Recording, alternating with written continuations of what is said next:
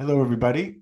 Thank you so much for coming. We're going to be starting the webinar and bringing on our first speaker in about 3 minutes. I'm one of your hosts. I'm 𝗲𝗲𝗀𝗲𝗄𝗏. And I'm joined, sorry, I'm tripping over each other. I'm joined by Oncology.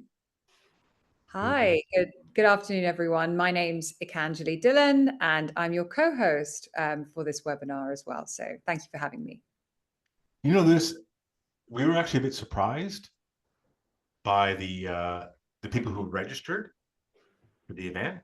And because there's a lot of people who are not in oncology at all. There's actually a lot of people from tech companies.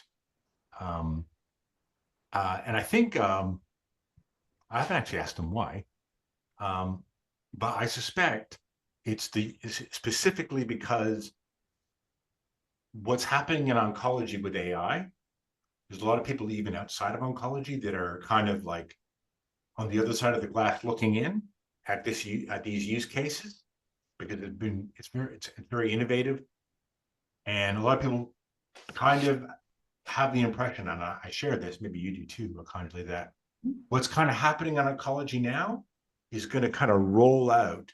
I mean, not necessarily the same solution, but something similar will roll out to other fields of medicine. That's one.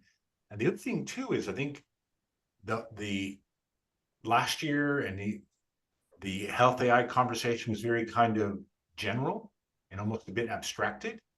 And now people want to go into use cases, even other people's use cases, to understand.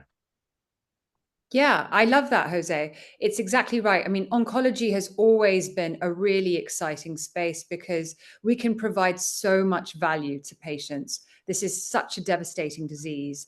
And if an AI totally disrupts that, when we think about early drug discovery and early disease discovery and pathways in which AI really changes the space and navigates how we treat patients. So oncology absolutely is an excellent use case for potentially how tech can transform the landscape of treatment and diagnosis. And I really look forward to hearing from our panelists very shortly.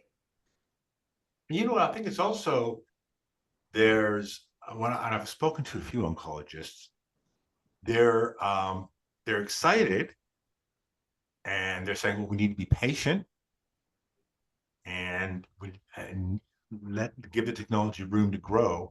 There's also this understanding that pure Gen AI isn't quite there. There's limitations. You can't just go. Yeah, you know what it is, Jose? I feel like because we're talking about patients here and such an important broad range of diseases that, you know, oncology covers so much space, you really want to let the industry mature before you bring it to a patient. So having visibility around how we've designed some of these models, what that entails, what the governance of those have been, where we've responsibly innovated, in bringing that to the conversation with clinicians is equally as important when we're talking about such an important disease area. Okay. I think we're ready to bring on our first speaker. I'm excited. Let's do it. Okay. I actually posted and if anyone follows me on LinkedIn, our first speaker is Jessica. And good morning, Jessica. I think it's really early where you are, maybe. And thank you for coming. And I know it was a bit difficult. You were traveling and all these things are going on, but you came, and I really appreciate that. And I've spoken to you before, and you're more on the drug discovery side. And drug development, but yeah. Oh, sorry, drug development. Sorry, drug discovery. Okay. It's a big puzzle, right? Discovery and then development. So first we have to discover them. So, but yeah. And Jessica is going to set the table for us. And should I be introducing you more fully? I've just said, I've kind of labeled you wrong. Is there anything else you want to say by way of introduction?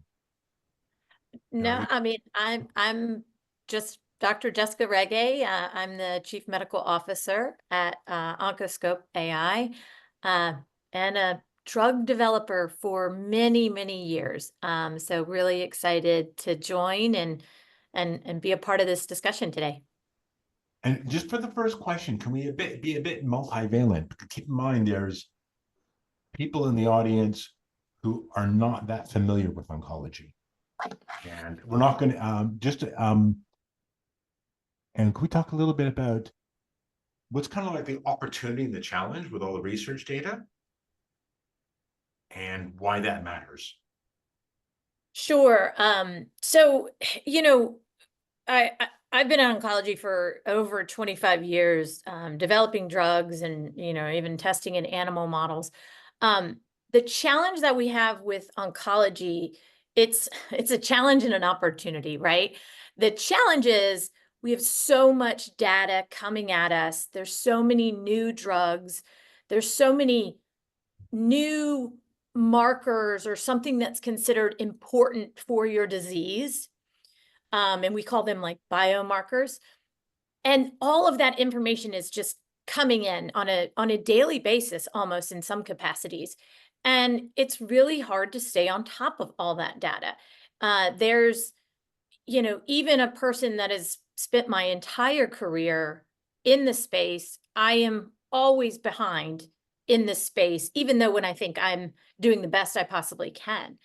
And so when I think about, I will work in a narrow lane, let's say, like breast cancer, we're talking about today. But when you think about all those physicians out there, they're dealing with patients that one breast cancer, one lung cancer, one prostate cancer. So if we think about just the amounts of data coming in at breast cancer on a daily basis, then you add in all the other cancer types, because every organ can have a cancer, it's almost impossible to know the newest and or even the most current with regards to how best to manage your patients. And so this is why I get super excited about how, we're talking about AI being a complementary tool for how we can best help the patients. And so as a drug developer, I see this as an excellent tool.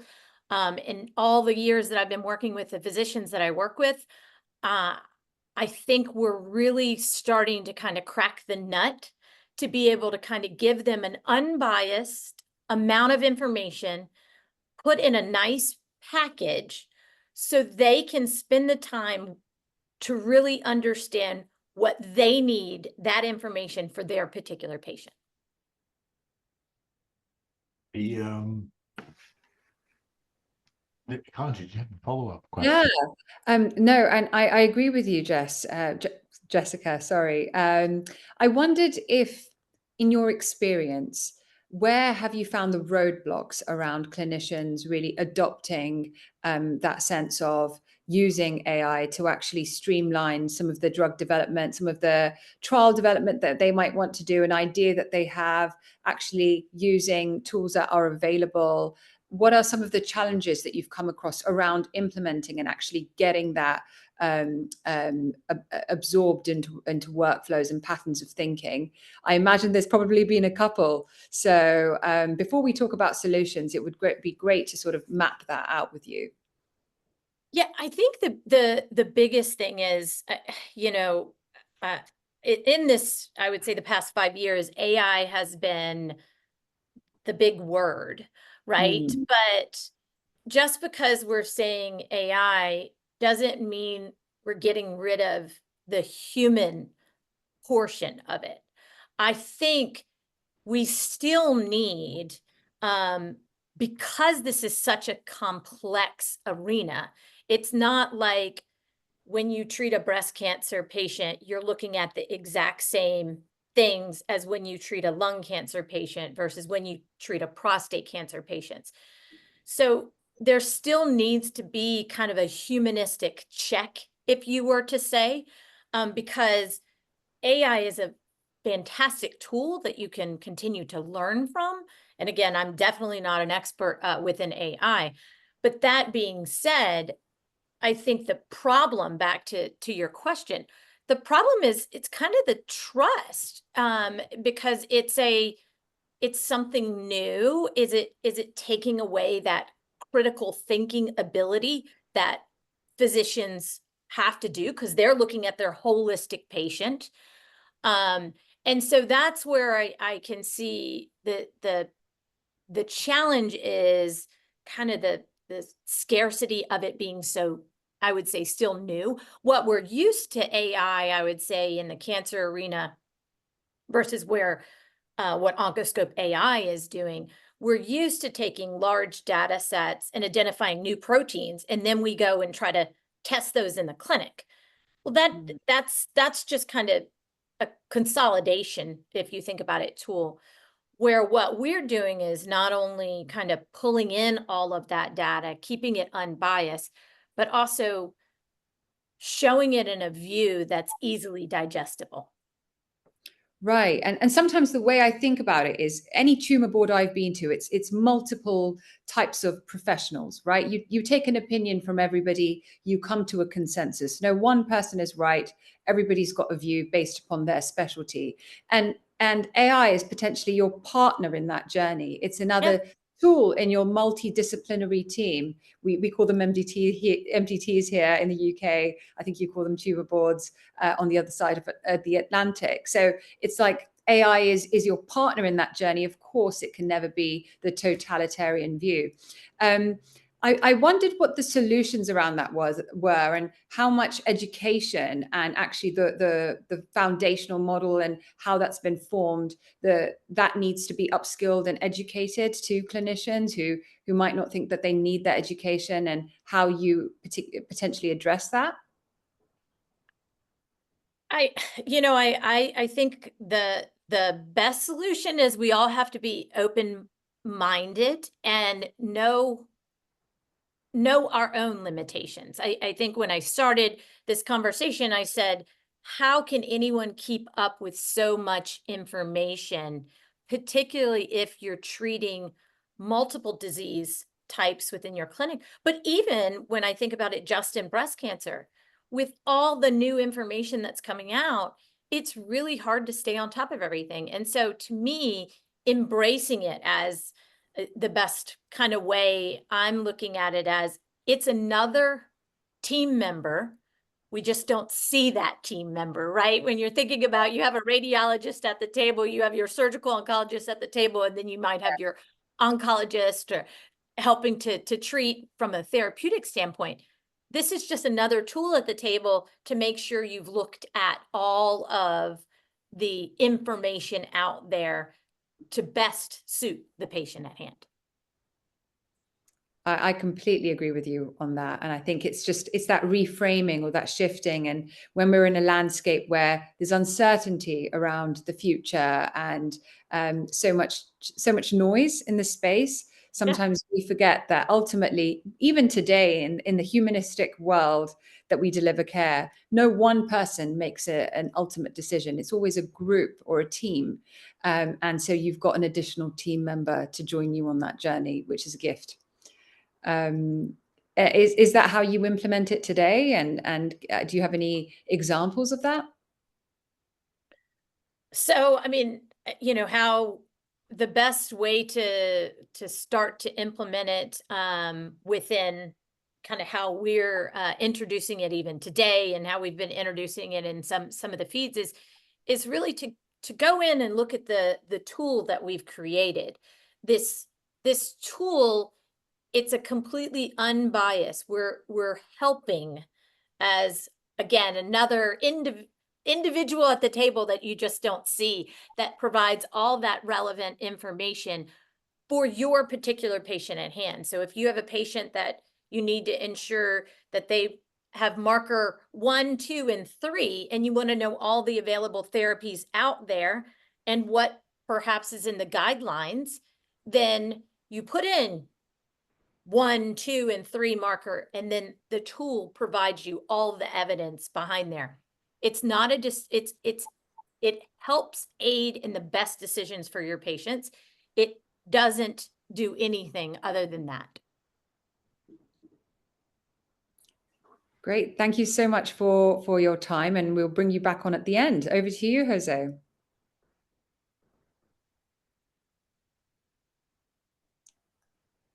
And you're muted, which means I have more airtime.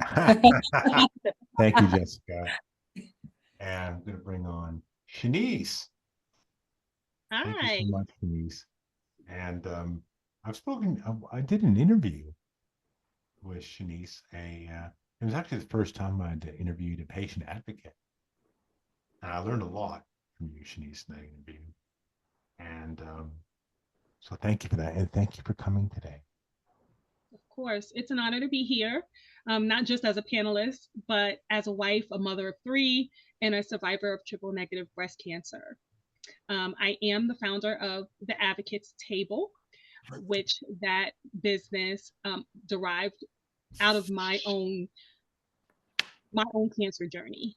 And it is set up to educate, inform, and just help the community understand that we do have a voice and early detection does save lives. So triple-negative breast cancer is one of the most aggressive subtypes, known for its rapid progression and limited treatment options. My journey with this disease began long before any symptoms appeared. It started with genetic testing for me.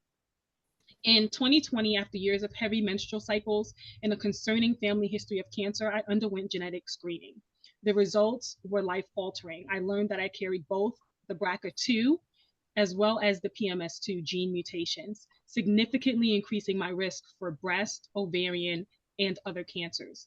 This crucial information led me to take proactive steps, including a full hysterectomy in 2022, and to enter a high-risk surveillance program that included regular breast MRIs.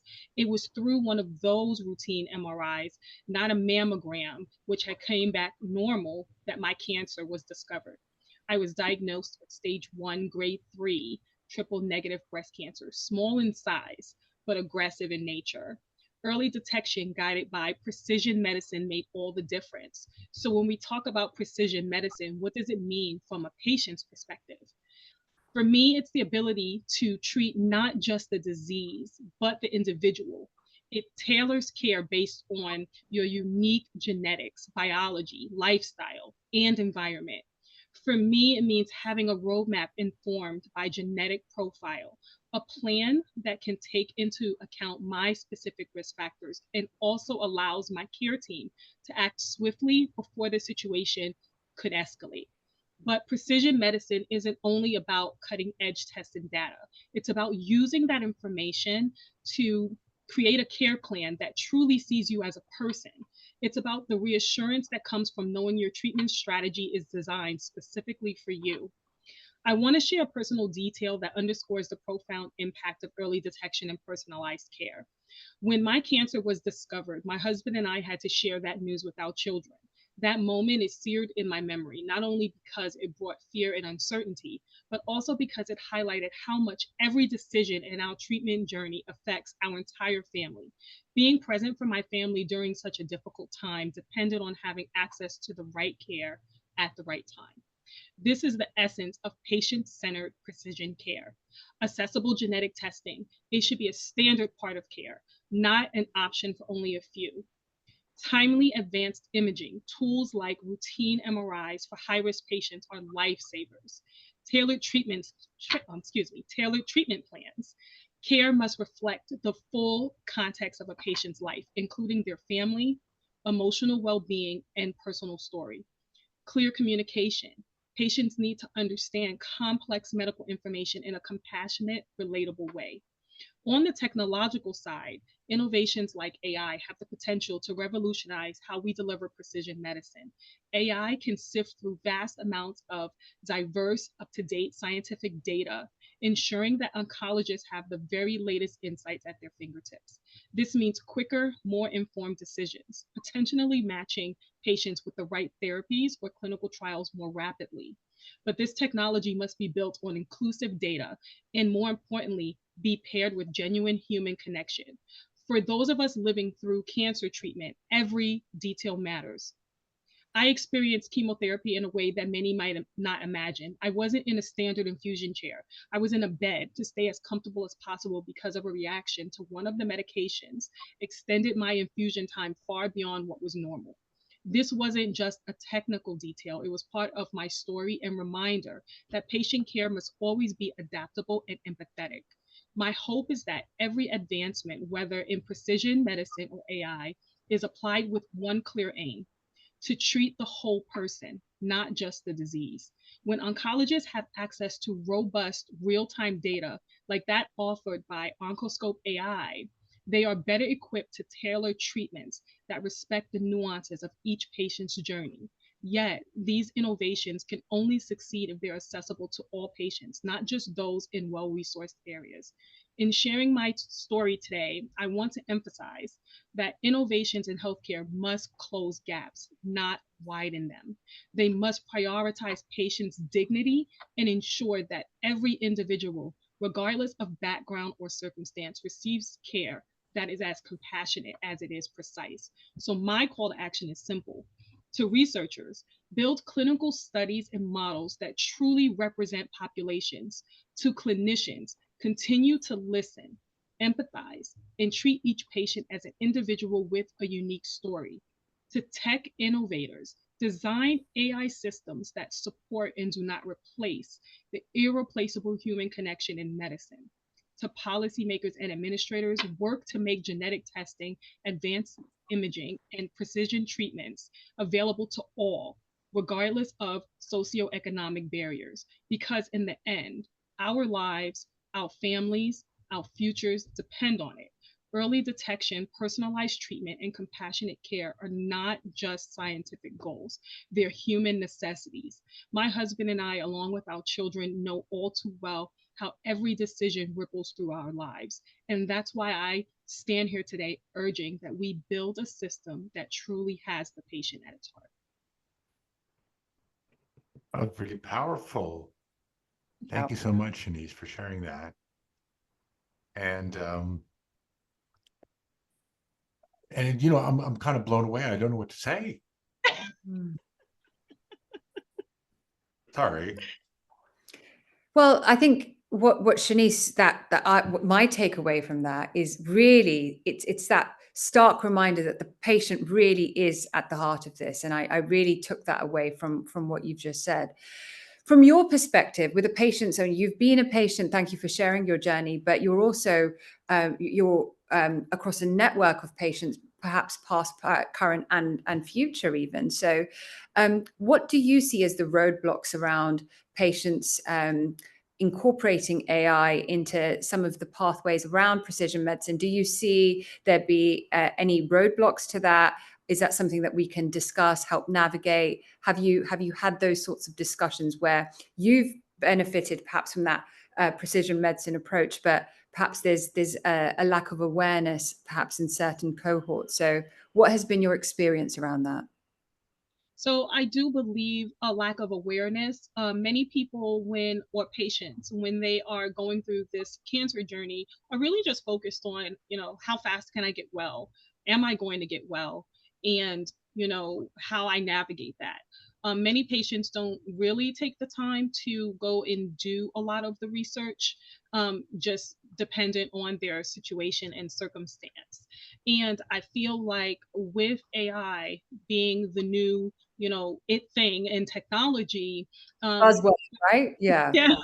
yeah, the doctors sharing that information and also allowing the patient to ask questions about it if it's going to be utilized can help build some trust. That's the first thing. Having trust with your medical team and knowing that they care about you and are empathetic to your situation, not that you're just another patient that they have to treat and then rush off and go into another room. Taking that time when you're sitting in there with your patient, really getting to know them, their circumstances, and helping them understand that this is going to be something that can possibly help them.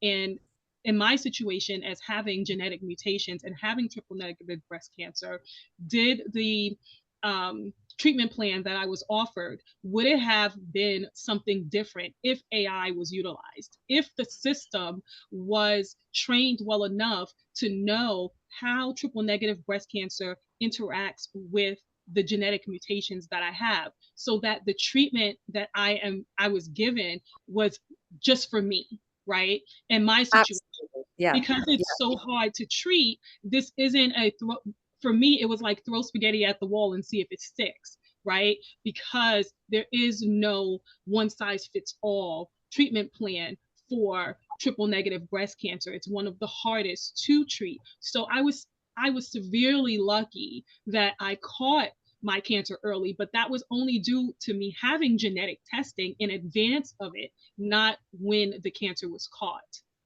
So I think that it's very important to really understand that fact as well when we're explaining, or when oncologists are explaining different measures to how their cancer can be treated.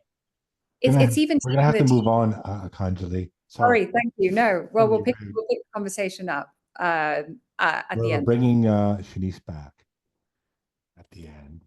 Thank you so much, Shanice. Don't go anywhere, please. We're gonna bring you back.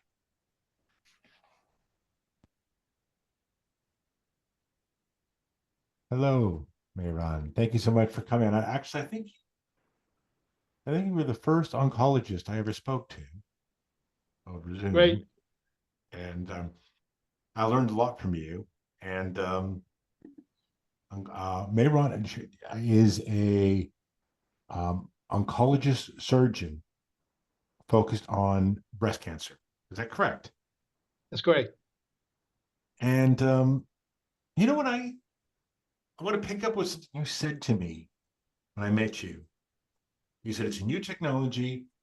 It needs to be given room to grow. And you also said you had some criticism, but you didn't actually go into the criticisms in that call. But I'm not to be poo-pooing it, but I'm wondering if you can talk about some of the challenges, the room for improvement, where it's not quite there yet, from where you're sitting. Thank you so much for the opportunity. Hello, everyone. I am a very, very big proponent of AI in medicine as a breast cancer surgeon, researcher, and overall as an oncologist. So we deal every day with the decisions that are not only medically complex, but also deeply personal. You know, from interpreting imaging to weighing molecular profiles and surgical goals. Our mission is always the same: to deliver the most precise, personalized care possible. That's exactly where I see the transformative potential for AI. In the preoperative setting, AI can analyze imaging amazingly and pathology data to starting from the screening, the diagnosis, as well as in the operating room into the potentially the enhancing margin assessment and predicting nodal involvements. These are all potentials that AI can really transform the work, helping us tailor the surgical plan with greater clarity. During surgery, potentially, AI guiding imaging may soon allow real-time identification of tumor margins or residual disease and potentially reducing the re-excision rates. And in the postoperative phase, AI can help predict complications, personalized surveillance, and guide adjuvant therapies decision based on a holistic views of the patient data. So the potential are absolutely amazing. But for all this promise, we must also confront the limitations. One of the most critical areas for improvements is equity. As Shanice very elegantly mentioned, too many AI systems are trained on a non-representative data sets, which risk perpetuating disparities, especially for historically underserved population. If we are to harness the AI full potential in oncology, we need tools that are trained, validated, and refined with diverse patient population in mind. Ultimately, I believe in AI that is clinically trustworthy, explainable, and seamlessly integrated into our workflow, not to replace medical, surgical, or oncological judgments, but to extend it. The future lies in surgeon/oncologist/doctor informed AI built with technical brilliance and clinical nuance and rooted in equity. And that's where we can make the greatest leap forward in truly personalized breast cancer care, and in that sense, any other cancer care.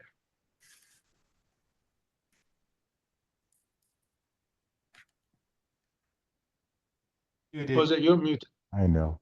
Sorry about that. Akanda, did you have a follow-up question? Yes, and great to meet you, Dr. Habibi. Thank you so much. So, when it comes to the research side, and you're involved in research, how does AI disrupt that space? How do you see that evolving over the next 5 to 10 years? It's absolutely incredibly. I think with the context of the AI advancement, AI agents in the clinical trial and clinical research, you can create essentially a virtual lab that can work very, very rapidly using the AI databases and AI kind of like infrastructure to rapidly advance the research. I think it is going to be completely revolutionizing the way that we do research. I'm very excited about that. So then when that translates to the workflows and having a more patient-centric precision approach to each patient, are you looking at how that really translates to, at the moment, we have quite a broad brush approach to patients relatively, and tech is potentially going to change that. We know that there's a need for it, there's an appetite for it, we have patient advocacy around that. How are you bringing that to the actual workflows of delivering care where, whilst hypothetically we know things are changing, actually the workflows when you're in front of the patient, when you're delivering your inpatient care, that's still challenging to get that innovation across. Have you found that slight mismatch or challenge? Ask me in 2 weeks, ask me in 2 months. This is such an evolving field. You're absolutely right. Most of the research, most of the data it is all retrospective. Even when we do prospective, by the time that get published, the process is just so long. By the time that gets to the clinical, it's several years old. With this, it's going to change in almost a real time fashion, and again, much more personalized than it was before. It is happening as we speak. These AI agents, these tools are just in their, I don't want to say their infancy, but the whole thing is its infancy. Is like less than 2 years old. This entire concept of the AI agents and the application of it in research is just beginning to shape.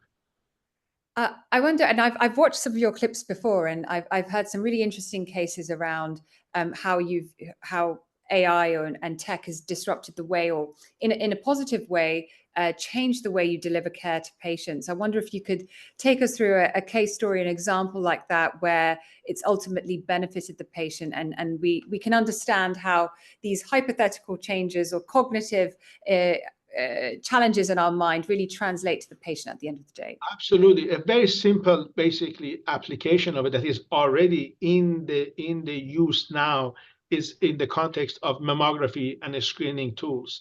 So, I mean, we are lucky in America that you do have a lot of radiologists, you do have an access to the mammography and screening. A lot of other areas in the world really do not have those level of access, Now with the AI ability to be able to read mammographies using the machine learning principles built on millions of imaging that they trained on and the outcome that they know of, now they can really help radiologists to read the mammographies much faster, much more efficient, and in times they can predict the presence and occurrence of a cancer 2 to 5 years before any imaging even show of evidence of a disease. It's a little bit of a mind-boggling concept, but those concepts is already available. Those tools already in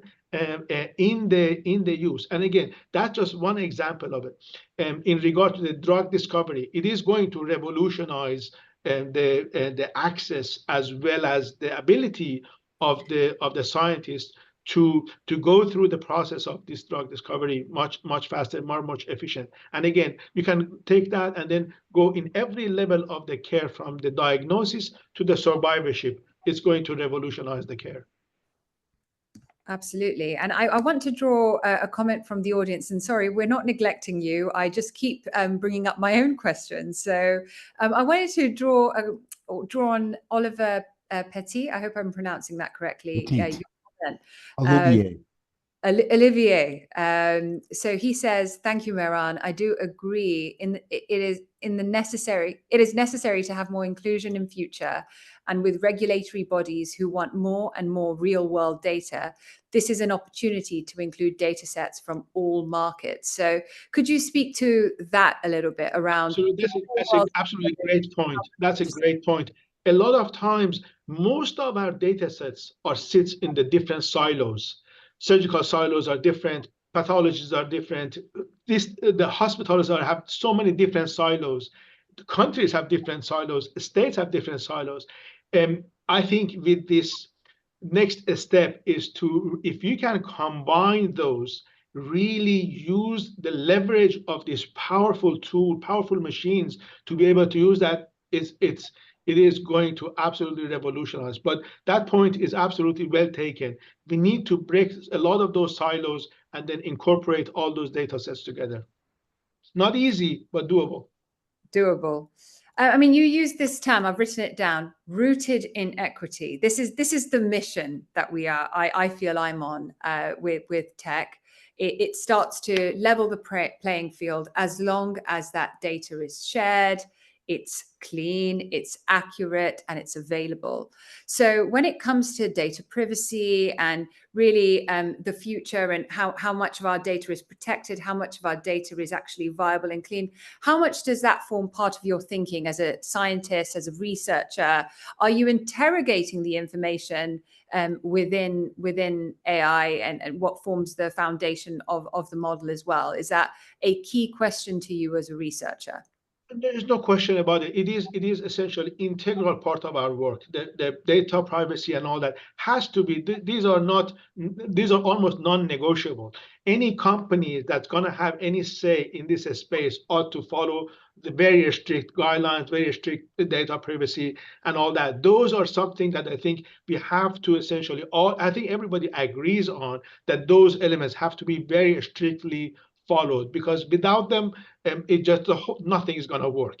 Yes, those elements have to be absolute, basic standards of the work. It is integral. The interesting part is that AI also can help with that, because when you're creating, for example, almost a virtual lab and AI agents, each specialized in one of the fields, you can actually have an AI agent with an ethical mind in basically as the core part of it, and it can actually checks and make sure that all those privacies and all that are kept very strictly. So to answer that question, absolutely a fundamental part of it, not negotiable. Okay, and if I may steal one more minute. Go on. In a sort of your closing statement, Dr. Habibie, what is the one area that you are most excited about around AI and breast cancer and precision medicine in this space? I think the application of it in research. I'm learning it as we speak, and it is going to completely change that we do research in breast cancer. It's going to revolutionize it. Thank you, Mehran. We're going to bring you back in about 12 minutes. Thank you so much. Thank you so much. And I'm going to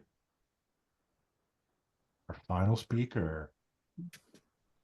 And hello, Anna. Hello. Yes. Thank you for coming. And Anna, I think it was a month ago.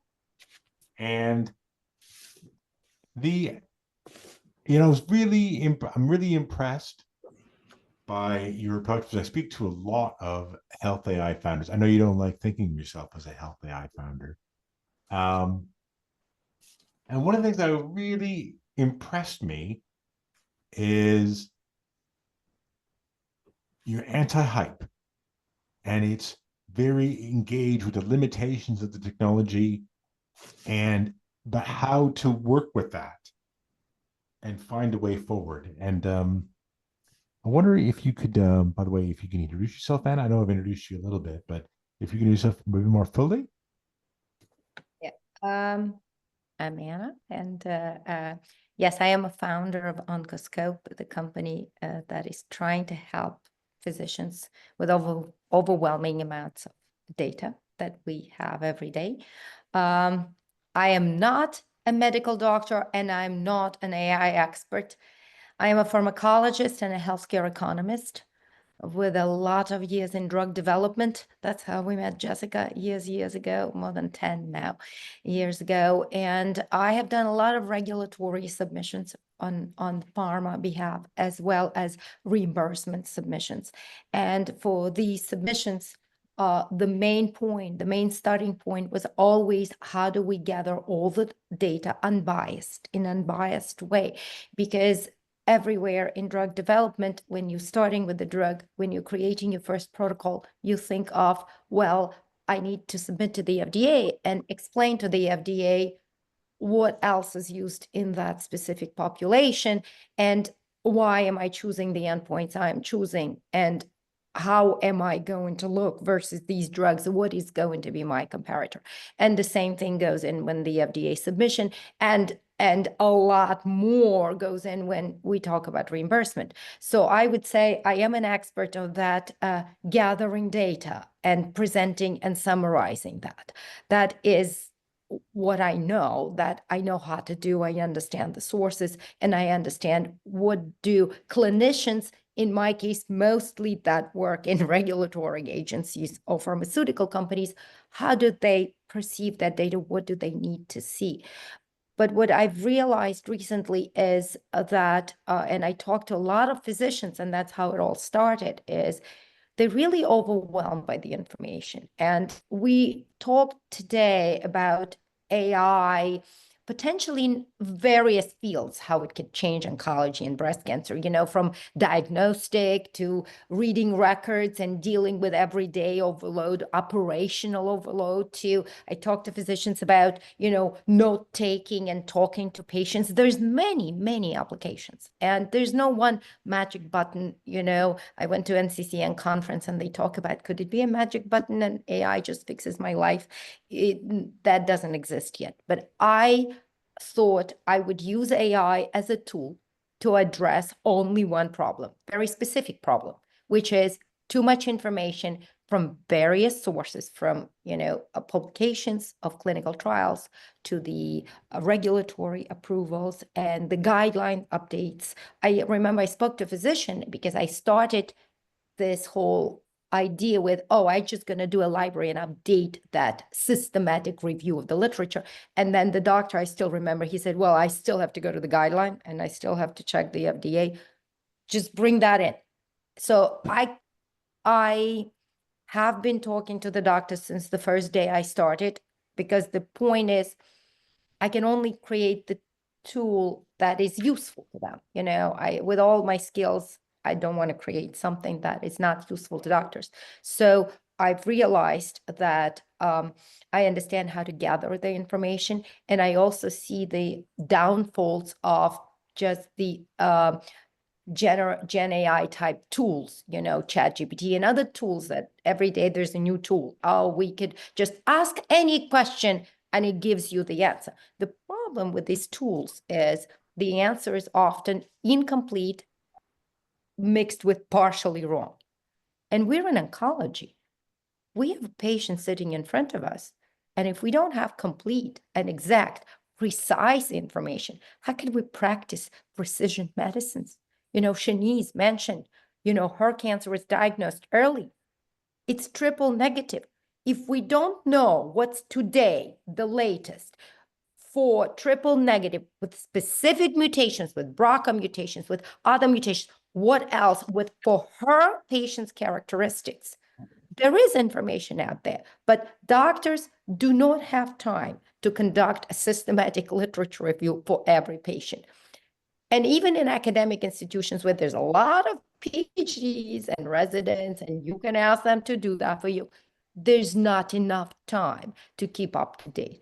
So I thought, what if we use AI as the tool to help us in the process of systematically reviewing literature, guidelines, FDA approvals, and bringing it in the format that is easy for physicians to digest. And it is not a format of a beautifully written paragraph, which half of it tells you how great something is, which is what ChatGPT does. You know, the first paragraph you could skip, right? You don't need that. You need to get to the data. So we are very cut and dry. The tool provides you with tables and listings, okay, with the data.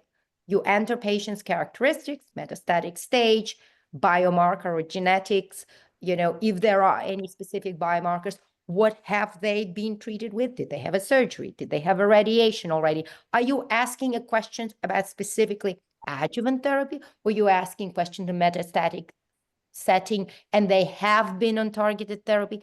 These are all just, you know, every decision. I talked to a doctor today, actually, earlier, and every medical decision requires probably 5 to 6 questions that every physician knows when they have a patient in front of them. They know it's metastatic or not. Where did it metastasize? What are specific genetic mutations? And if you answer those, we're talking 5 clicks at max, you know, then what if you can get all that therapy, you know, in front of you? And if you want to know more, if you have the publications related to that, so it's not just the names of the drugs like ChatGPT would give you with the incomplete indications, right? It's not just that.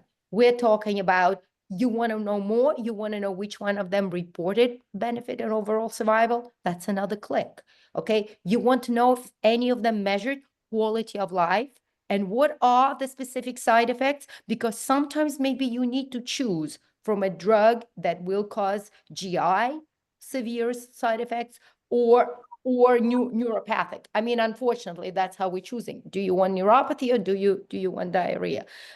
This is horrible, but that is the daily life of when the patient is choosing. What can that patient tolerate? And ultimately, is there a choice that could delay the chemo? To me, that's the ultimate question. So that's where I am in this discussion. Thank you, Anna. If I may ask a follow-up question, and that was really insightful. I mean, I've seen there are many examples in history of poor conclusions drawn from poorly gathered data, poorly designed data, poorly researched data, and ultimately, you know, the availability or the effort that someone's gone through to really understand the landscape before they've designed a research project. So how does Oncoscope-AI factor in the quality of research, which is also important to clinicians? It might be an n equals 100 scenario versus an n equals 10,000, and that might factor some of the decision making and recommendations that you make to patients. So how do you tackle that? I'm actually so happy you asked that question, because this is a quintessential difference between Oncoscope and all the ChatGPT type, you know, open evidence and other tools that exist there. We conduct a systematic literature review following a protocol with a Cochrane method, which means we look at interventional clinical trials, prospective, well-conducted trials. We apply 4 different criteria on whether the publication is selected or rejected. We keep all the records of why it was rejected. So first, the decisions are not based on whatever is the latest and greatest on top on the internet, but it is based on what is based on the trial. And then we cross-link with the guideline, whether it is recommended by the guideline, it gets a tag. Whether it is approved, it gets a tag. And whether it is a phase 2 or phase 3, category 1 guidelines or category 2. So there are some ways to recommend something when it has been recommended already by NCCN and ASCO and FDA. But on top of it, whether it is a phase 3 randomized trial, what is the number of patients in the trial? These are all things that go into the hierarchy of evidence when we look at that versus these other tools. Okay, I've seen them. I asked the same questions. I think I posted last week a very interesting experiment I've conducted.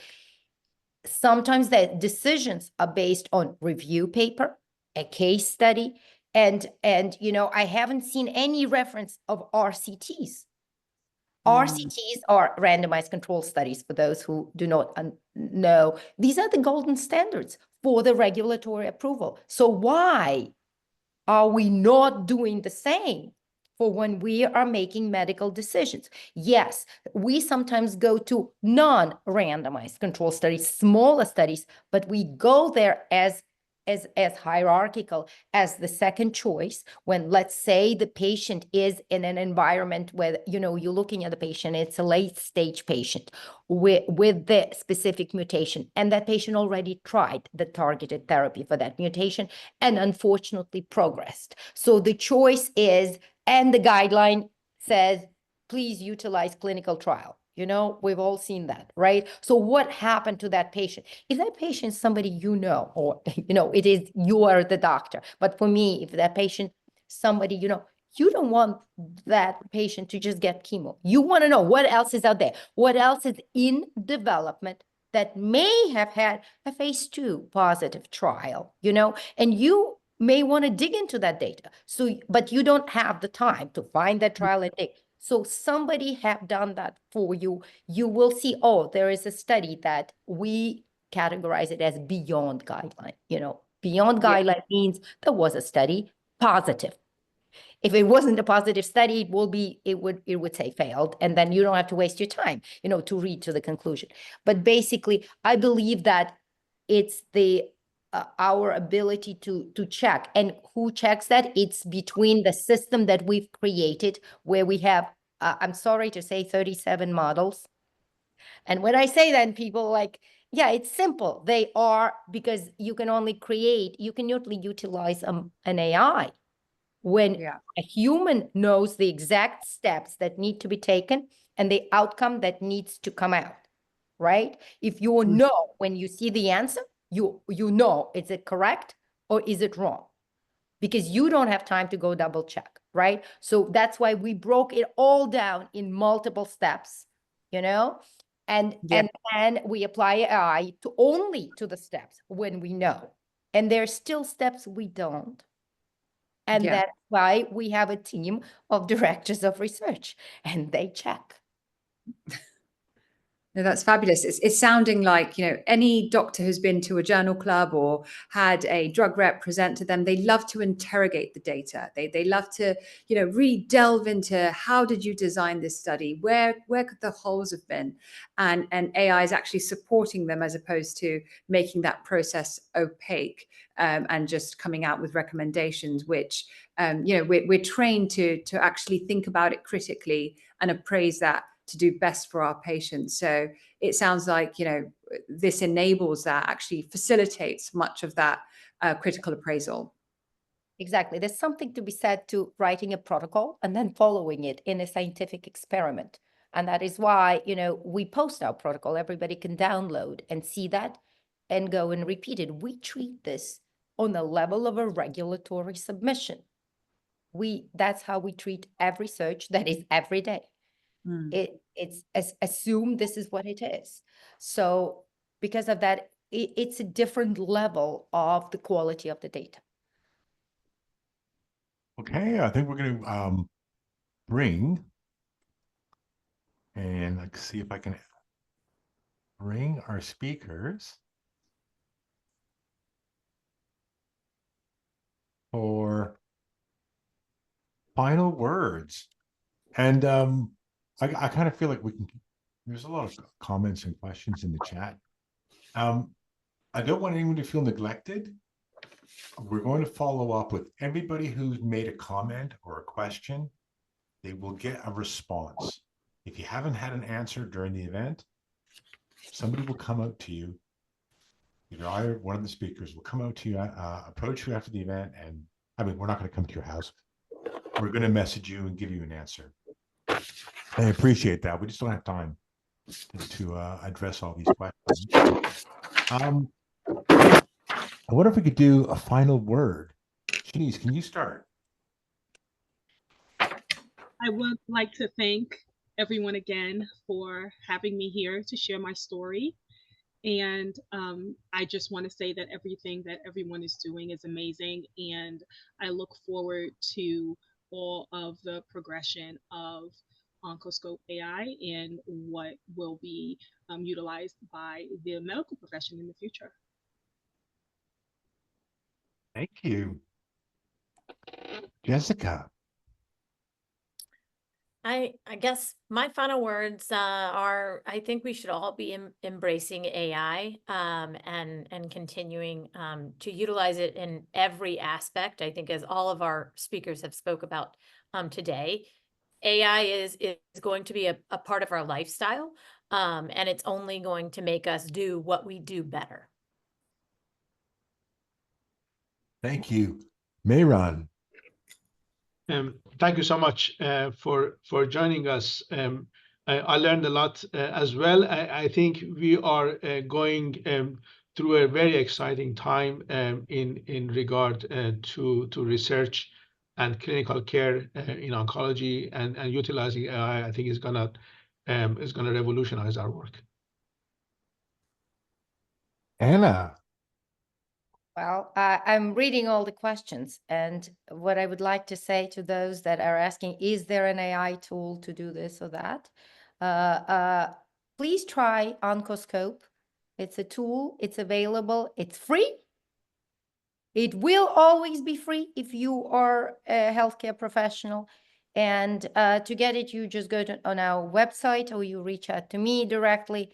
Happy to provide you access. We are in a beta version because we are receiving comments and constantly incorporating. It will be an iterative process, but I appreciate the more input I get from you, the better we can make the tool to help you solve the issues you have.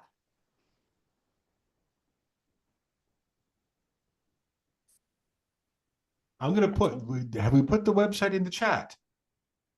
I'm going to do that. You can do that. It's Oncoscope. Would you be able to do that? Let's see, I'm going to find it. I want to make sure I'm getting the right website. Yeah, okay. Well, you added HTTPS to that. Yes. Okay. Now, yes, Oncology, we're all going to go away. And you well, yeah, I mean, we in oncology, as clinicians and adjacent to the whole pathway that patients face in oncology, are so used to tumor boards.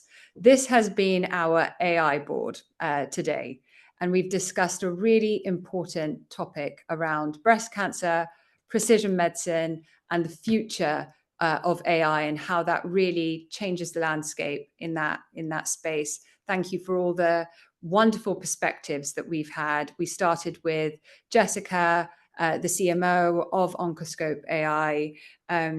We talked about drug development, how that's changing, how that space is being disrupted by AI for the better, changing the way that clinicians will be able to reduce some of the burden that it comes to when there's decision fatigue around exactly what research is available and how to compartmentalize that and interpret that.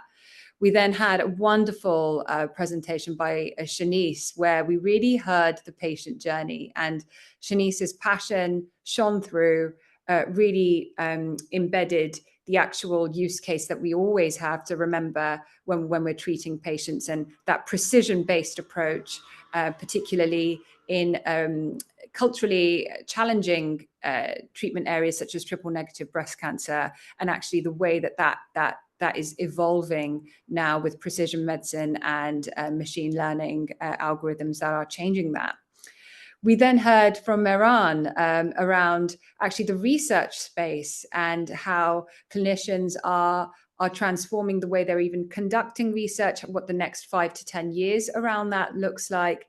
And that was all, the conclusion to that was hearing from Anna and exactly the use case that Oncoscope-AI provides, and ultimately the tools that are now becoming available to us for free, and potentially changing the way that we're able to treat patients and transform the landscape. So thank you to all the panelists. I really enjoyed that.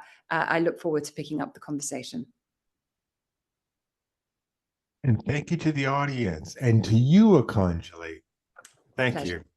And sorry again if I didn't manage to see all your questions, but we will, as Jose said, pick them up. And sometimes they even form the threads of what becomes the next webinar. So do keep them coming. We love a good conversation, a good discussion.